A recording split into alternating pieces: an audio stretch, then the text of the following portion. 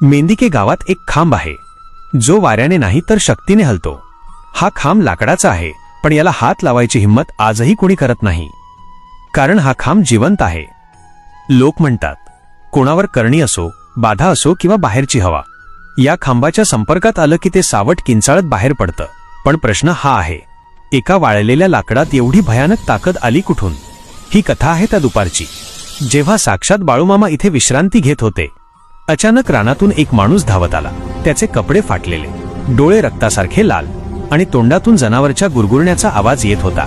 तो माणूस नव्हता उरला, त्याच्यावर एका भयानक शक्तीने ताबा मिळवला होता.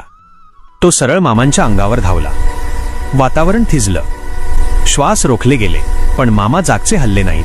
त्यांनी फक्त बाजूला पडलेली आपली काठी उचलली आणि एका झटक्यात जमिनीवर रोवली.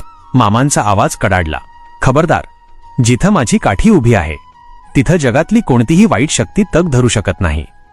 त्या क्षणी जे घडलं ते पाहून निसर्ग सुद्धा हादरला.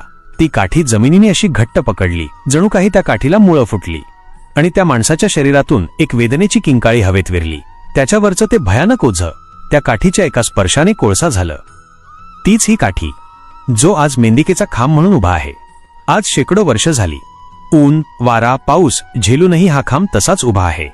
गावकऱ्यांनी याला कधी रंग लावला नाही, कारण जिवंत देवाला रंगाची गरज नसते.